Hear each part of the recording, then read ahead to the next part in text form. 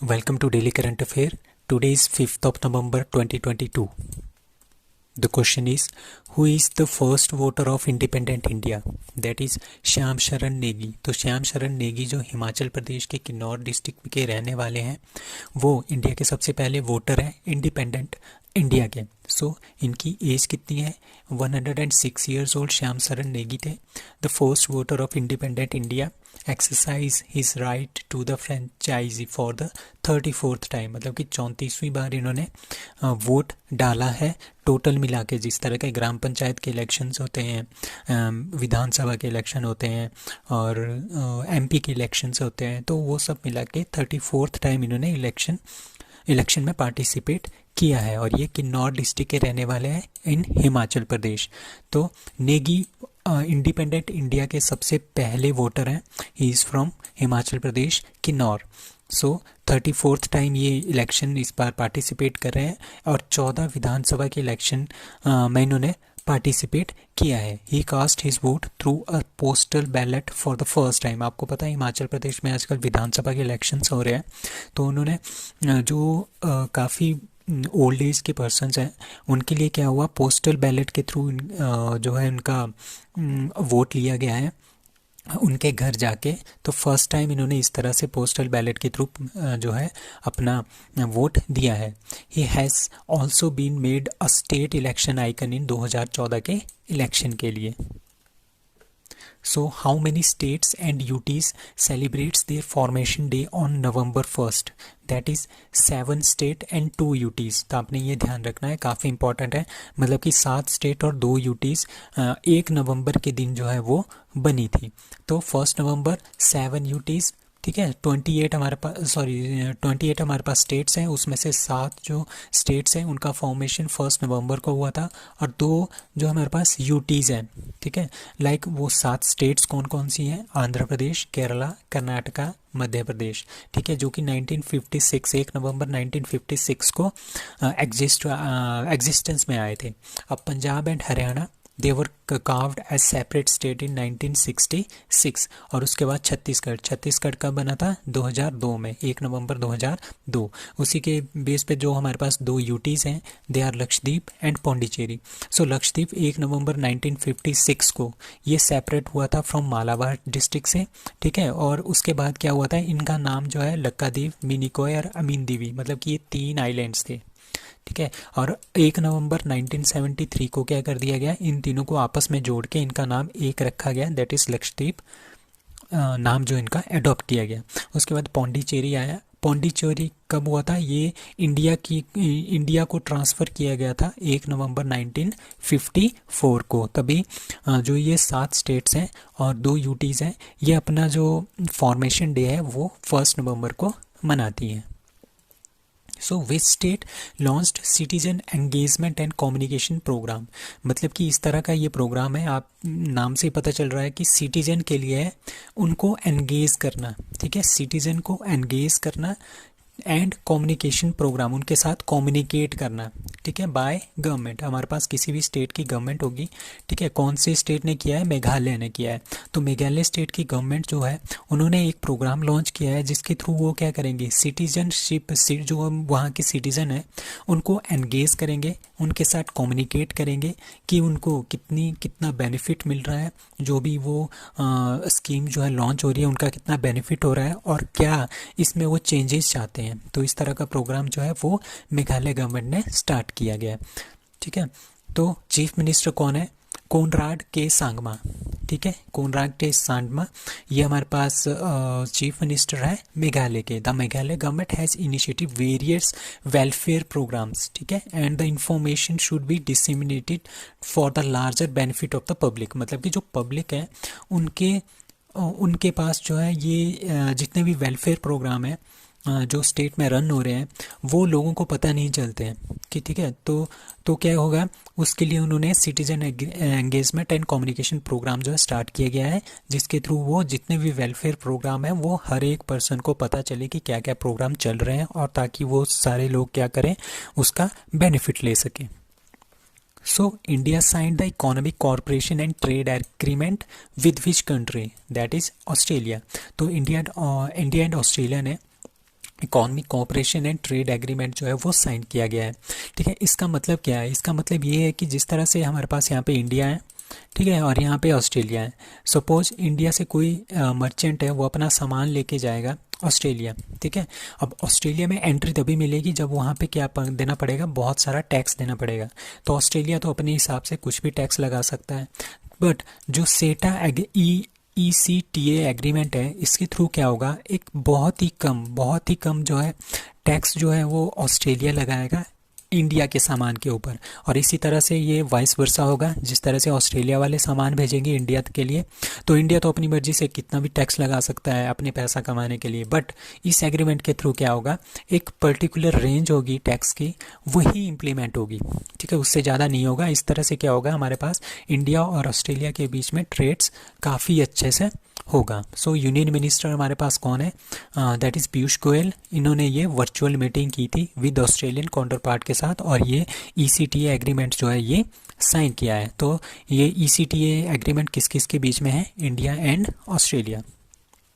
So Operation Vigilant Storm is a defense exercise conducted between USA and which country? That is South Korea। आपको पता है यहाँ पे north Korea है, ठीक है, और इसी के साथ नीचे को क्या है, साउथ कोरिया है, ठीक है। और इनको जो डिवाइड करती है उसको बोलते हैं 38 डिग्री चैनल, ठीक है। अब नॉर्थ कोरिया में पता ही आपको पागल सुल्तान है किम जोंग यून, ठीक है, और वो उसकी जो है साउथ कोरिया के साथ बनती नहीं है। अब हमारे पास यहाँ पे अमेरिका है, ठीक है, और अमेरिका की भी नॉर्थ कोरिया के साथ नहीं बनती है। तो इस वजह से क्या हुआ, अमेरिका और साउथ कोरिया आपस में मिलके ये जो एक जॉइंट डिफेंस एक्सरसाइज कर रहे हैं, जिसका नाम है ऑपरेशन विजिलेंट स्टॉर्म, ठीक है, जिसका जो है किसने किया है, जो नॉर्थ कोरिया के फॉरेन मिनिस्टर है, उन्होंने इस एक्सरसाइज का अपोज किया है। The next question is the AD-1 interceptor missile is successfully tested by that is DRDO। So DRDO ने क्या किया है, AD-1 इंटरसेप्टर जो मिसाइल है उसको सक्सेसफुली टेस्ट कर दिया गया है, ठीक है। इंटरसेप्टर ये मिसाइल किस तरह की होती है, जैसे सपोज करो ये इंडिया है, ठीक है, यहाँ पे क्या हो रहा है, बाहर वाली मिसाइल जो है वो अटैक कर रही है, ठीक है। तो जो ये वो AD-1 इंटरसेप्टर मिसाइल सिस्टम है, ठीक है, मिसाइल है, ये यहाँ से हम डाल के जो ये ऊपर से आ रही है इंटरसेप्टर मिसाइल, इसको क्या करेंगे, ख़त्म कर देंगे, सो दैट ये हमारे एरिया पे अटैक ना कर पाए। So this is AD-1 interceptor missile. किसके लिए है, एयर डिफेंस सिस्टम के लिए ये मिसाइल है, ठीक है। If enemy target us from long range, ठीक है, we now have the capability to intercept, ठीक है, मतलब कि जो लॉन्ग रेंज से हमारे पास कोई मिसाइल आ रही है उसको टैकल करने के लिए हम इस मिसाइल का यूज़ कर सकते हैं। It is a significant jump in our capability against ballistic missile. So DRDO कब बना था, 1 जनवरी 1958। हेड कौन है, समीर कामत। एंड DRDO का स्लोगन क्या है, वलश्यम मूलम विज्ञानम। ये काफ़ी इंपॉर्टेंट है। सो IGMDP हमने 1983 में IGMDP हमने स्टार्ट किया था, that is integrated guided missile defence system banana start कर दिया था 1983 में, और वो बन के कब तैयार हुआ था, 2008 में। इसमें हम 5 तरह की जो है मिसाइल बना रहे हैं, ठीक है, बनाई है, लाइक PATNA आपने याद रखना है। P से पृथ्वी, A से अग्नि, T से त्रिशूल, N से नाग और A से आकाश। लक्ष्मी लाडली योजना 2.0 started in that is Madhya प्रदेश। सो मध्य प्रदेश ने क्या किया है, लाडली लक्ष्मी योजना 2.0 जो है स्टार्ट कर दी है, ठीक है। लाडली लक्ष्मी योजना जो सबसे पहले स्टार्ट हुई थी 2007 में, इन्होंने ये स्टार्ट की थी मध्य प्रदेश ने। उसके बाद लाडली लक्ष्मी योजना 2.0 इन्होंने फिर से स्टार्ट कर दिया है 2022 में। इसके अंदर क्या होता है, इसके अंदर जो 25,000 रुपये हैं वो लाडली लक्ष्मी गर्ल्स को देते हैं, मतलब कि जितनी भी हमारे पास गर्ल्स हैं उनको देंगे फॉर हायर एजुकेशन के लिए, ठीक है। The first instalment of which release today amongst कितने 1437 लाडली गर्ल्स, मतलब कि 1437 गर्ल्स को जो है इन्होंने इंस्टॉलमेंट प्रोवाइड कर दी गई है। Chouhan also dedicated the Ladli Lakshmi path and Ladli Lakshmi Vatika today. So Ladli Lakshmi Yojana कहाँ की है, that is Madhya Pradesh. Dadashi Collins Dictionary's word of the year, that is permacrisis, ठीक है, परमा क्राइसिस जो है वो कोलिन डिक्शनरी का वर्ड ऑफ द ईयर घोषित कर दिया गया है। ठीक है, permacrisis has been chosen as the Collins Dictionary's word of the year. The word means an extended period of instability and insecurity, क्योंकि हमारे पूरे वर्ल्ड में क्या हो रहा है, बहुत सारी इंस्टेबिलिटी है, इनसिक्योरिटी है, तो इसकी वजह से क्या हुआ, इस बार कोलिन्स डिक्शनरी ने वर्ड ऑफ द ईयर किसको घोषित कर दिया है, परमा क्राइसिस को। Permacrisis sums up just how truly awful 2022 has been for so many people, क्योंकि यहाँ पे बहुत सारे क्राइसिस हुए, बहुत सारी इकोनॉमी डाउन हुई, यहाँ पे क्राइसिस हुए रशिया और यूक्रेन के, तो इस वजह से क्या हुआ, जो परमा क्राइसिस है ये वर्ड ऑफ द ईयर है by Collins dictionary. So Union Home Ministry recently notified an order granting citizenship to religious minority in Afghanistan, Bangladesh and Pakistan residing in, ठीक है, कुछ लोग हैं अफगानिस्तान के, बांग्लादेश के, पाकिस्तान के, जो कि माइनॉरिटीज़ हैं। ठीक है, माइनॉरिटीज़ हैं उन देशों में, मतलब कि वो मुस्लिम नहीं है, वो है हिंदू, सिख, बुद्धिस्ट, जैन, पारसी और क्रिश्चियन। कहाँ के, अफगानिस्तान, बांग्लादेश, पाकिस्तान के। और वो कहाँ पे रह रहे हैं, वो रह रहे हैं गुजरात में।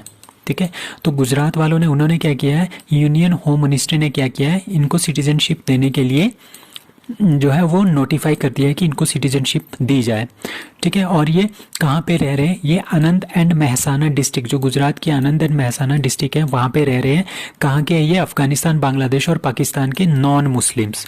ठीक है, the recent notification will benefit the migrants who entered India via passport और वीज़ा, मतलब कि जो लोग बाय पासपोर्ट के थ्रू आए हैं, बाय वीज़ा के थ्रू आए हैं इंडिया में, और उन्होंने अप्लाई किया है अंडर सेक्शन 5 फॉर रजिस्ट्रेशन के थ्रू उन्होंने अप्लाई किया है सिटीजनशिप के लिए।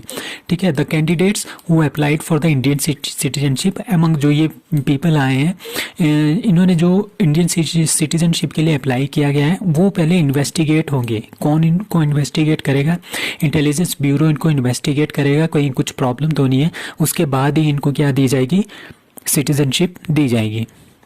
So, who released the performance grading index for 2020 and 2021? So the answer is B, Ministry of Education. So Ministry of Education ने क्या किया है, परफॉर्मेंस ग्रेडिंग इंडेक्स जो है वो लॉन्च कर दिया गया है। ठीक है, PGI structure comprises of 10,000 point. ठीक है, टोटल जो परफॉर्मेंस ग्रेडिंग इंडेक्स है उसमें सबसे पहले कितने होंगे, 1000 पॉइंट होंगे, और 70 इसमें इंडिकेटर होंगे। मतलब कि एजुकेशन में हम 70 डिफरेंट इंडिकेटर देखेंगे, उसके बेस पे हम 1000 में से उनको मार्क्स देंगे। ठीक है, तो इसमें जो है ये कैटेगरी है, 5 इसमें मेन कैटेगरी है, लाइक लर्निंग आउटकम्स। ठीक है, access, infrastructure and facilities, equity and governance process in the education. ठीक है, तो हाईएस्ट अचीव ग्रेड इज, ठीक है, लेवल 1 सबसे हाईएस्ट होगा। ठीक है, which is for state and UT scoring more than 950 point. मतलब कि 1000 में से जिसके 950 नंबर से ऊपर आएंगे वो लेवल 1 में आएंगे। इस तरह से लेवल 2 950 से 900 तक लेवल 2, फिर ऐसे ऐसे करके ये पीछे पीछे लेवल 3 लेवल 4 तक चला जाएगा और ये लेवल 10 तक जाएगा। ठीक है, सो गुजरात, राजस्थान और आंध्र प्रदेश ये 3 स्टेट है जो कि हाईएस्ट अचीव्ड लेवल है ऑफ एनी स्टेट सो फार। ठीक है, यहाँ पे 7 स्टेट है, लाइक केरला, पंजाब, चंडीगढ़, महाराष्ट्र, गुजरात, राजस्थान एंड आंध्र प्रदेश, जिन्होंने कि लेवल 2 जो है वो क्रॉस कर लिया है। लेवल 2 कहाँ से कहाँ तक है, 901 से 950 तक लेवल 2 है। ठीक है, तो इन्होंने इसको स्कोर कर लिया गया है। ठीक है, लेवल 2 में 2020-21 में लेवल 2 में 7 हैं, that is 7 state plus UTs. ठीक है, टोटल स्टेट भी इसमें है, यूटी भी इसमें है। बट 2017-18 में क्या थे, कोई भी नहीं था, लेवल 2 में कोई भी नहीं था। और 2019-20 में ओनली 4 थे। बट अब 2021-22 में क्या हो गया, 20-21 में क्या हो गया, 7 स्टेट एंड यूटीज़ जो इसमें एडअप हो गई है लेवल 2 में। So India donates dash to support education, healthcare of Palestine refugees, that is 2.5 million USD जो है इंडिया ने जो दिया है, किसको डोनेट किया है, फ़िलिस्तीन के रिफ्यूजीज़ को फॉर एजुकेशन एंड उनके हेल्थ केयर सेक्टर के लिए वो दिया गया है। ठीक है, इसका एम क्या है, poverty, unemployment and despair are the high doses across the country, मतलब कि जो पूरा का पूरा पैलेस्तीन है, आधे से ज़्यादा पैलेस्तीन तो सारा का सारा इजराइल के कब्जे में है, बट जो थोड़ा बहुत पैलेस्तीन बचा हुआ है वहाँ पे बहुत ज़्यादा गरीबी है, अनएम्प्लॉयमेंट है, despair are in the high doses. ठीक है, तो उससे निपटने के लिए इंडिया ने 2.5 मिलियन यूएसडी जो है वो फिलिस्तीन को दिया है। So now new appointments one liners हैं जो कि आपके वन डे एग्जामिनेशंस के लिए काफ़ी इंपॉर्टेंट है, like IBPS, PO and state government examinations. So ICR sugar cane breedings institute जो है, इसकी पहली first ever women director general कौन बनी है, डॉक्टर जी हेमा प्रभा। ठीक है, chairman and MD Bharat petroleum corporation limited BPCL के कौन बने हैं, वेत्सा रामाकृष्ण गुप्ता। ठीक है, next Indian envoy to Ivory Coast, that is doctor Rajesh Ranjan. अब chairperson of United Nation air transport committee, that is Shefali Juneja. Brand ambassador of third edition of T20 world cup for the blind, that is Yuvraj Singh, जो कि India में हो रहा है। जो ये T20 world cup for the blind हो रहा है, ये इंडिया में हो रहा है। Principal scientist of ISRO Aditya L1 mission. ठीक है, आदित्य L1 मतलब कि हम सूरज के लिए एक मिशन भेज रहे हैं, उसके लिए जो प्रिंसिपल साइंटिस्ट है वो है डॉक्टर शंकरा सुब्रमण्यम के। ठीक है, youngest to beat world chess champion Magnus Mark Carlsen, that is D Gukesh ने इसको बने हैं। ये 16 साल के हैं। ठीक है, 16 साल के इन्होंने नंबर 1 जो मैग्नस कार्लसन है इनको हराया है in chess. 50th chief justice of India, that is DY Chandrachud. Bandhan bank brand ambassador किसको बना दिया गया है, सौरव गांगुली को। New BCCI president Roger Binny, in place of पहले सौरव गांगुली थे, उनके प्लेस पे रोजर बिनी आ गए हैं। National icon by election commission of India किसको अपॉइंट किया गया है, पंकज त्रिपाठी को। New DGs of CRPF and ITBP, CRPF के कौन बने हैं, सुजय लाल थाइसेन। ठीक है, और ITBP के कौन बने, अनिश दयाल सिंह। तो आपने ये सारे के सारे याद रखने हैं। So that's all for today, thank you.